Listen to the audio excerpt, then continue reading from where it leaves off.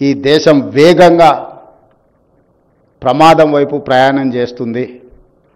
ప్రజాస్వామిక విలువలు తగ్గి పొలిటికల్ మేనేజర్స్ ఎక్కువైపోయినరు. కార్యకర్తలు పోయినరు, వాలంటీర్స్ వచ్చిండ్రు. కార్యకర్తలు లేని రాజకీయాలు దేశ భవిష్యత్తుకు ప్రమాదకరంగా తయారవుతాయి. వాలంటీర్స్ వాళ్ళు ఎవరైనా, ఈవెంట్ మేనేజర్స్ ఎవరైనా, అవుట్సోర్సింగ్ ఎవరైనా, ఏ డ్రెస్ కావాలంటే ఆ సీజన్కి ఆ డ్రెస్ వేసుకొని ఆ పని చేసి వెళ్తారు. పాలిటిక్స్ కూడా ఈరోజు ఆ విధంగా మారుతున్న సందర్భం. యూనివర్సిటీ విద్యార్థి రాజకీయాలలో సిద్ధాంతపరమైన రాజకీయాలు రావాల్సిన అవసరం ఉంది. దేశ రాజకీయాలలో ధన ప్రభావాన్ని తగ్గించాల్సిన అవసరం ఉంది. వ్యక్తిగత వైరుధ్యం, వ్యక్తిగత శత్రుత్వానికంటే సిద్ధాంతపరమైన భిన్నాభిప్రాయాలకు స్థానం ఉండాల్సిన రాజకీయాలు అవసరం ఉన్నాయి. అందుకే మేము శాసనసభలో ఎక్కువ పని దినాలను పెంచుకుంటూ వస్తున్నాం. నేను ముఖ్యమంత్రి అయినప్పటి నుంచి ఇప్పటివరకు ఎవరిని సభ నుంచి సస్పెండ్ చేయాలి. వాళ్ళు చెప్పాల్సుకున్నది ఏదైనా చెప్పండి, మేము వినడానికి సిద్ధంగా ఉన్నామని.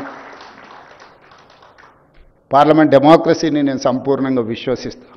వాళ్ళు చెప్పాలి, వాళ్ళ అభిప్రాయం చెప్తే విన్నప్పుడు సహేతుకమైన సూచన చేసినా, సలహా చేసినా ప్రభుత్వం తీసుకున్న నిర్ణయాలను సవరించుకోవడంలో మాకు ఎలాంటి ఇబ్బంది లేదు. సవరించుకుంటే మెరుగైన పరిపాలన మేమే అందిస్తే అది తప్పకుండా మా గౌరవాన్ని పెంచుతుంది తప్ప మా గౌరవాన్ని తగ్గించదు.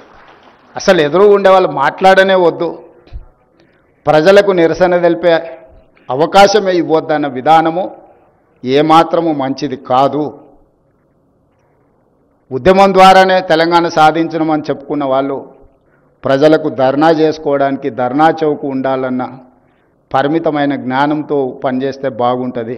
నేను ముఖ్యమంత్రి అయిన ఎంబడే ధర్నా చౌక్ను ఓపెన్ చేయించి ఎవరు నిరసన తెలపాలనుకున్నా మీరు నిరసన తెలపండి, మీ సమస్యల్ని ప్రభుత్వం దృష్టికి తీసుకురండి. తప్పకుండా సహేతుకమైన సమస్య ఉంటే ప్రభుత్వం పరిష్కరిస్తుంది అని చెప్పి నిర్ణయం తీసుకున్నాం. డెఫినెట్గా జైపాల్ రెడ్డి గారు ఒక నిలువెత్తు శిఖరం తెలంగాణ రాజకీయాలలో, దేశ రాజకీయాలలో. పివి నరసింహారావు గారి స్ఫూర్తి, కీర్తిశేషులు జైపాల్ రెడ్డి గారి స్ఫూర్తి తెలంగాణ రాజకీయాలలో ఉండాలి. విధానపరమైన నిర్ణయాలు, అభివృద్ధి కార్యక్రమాలు, సంక్షేమ పథకాలను బ్యాలెన్స్ చేసుకుంటూ తెలంగాణ రాష్ట్ర ప్రభుత్వాన్ని నడిపిస్తాం.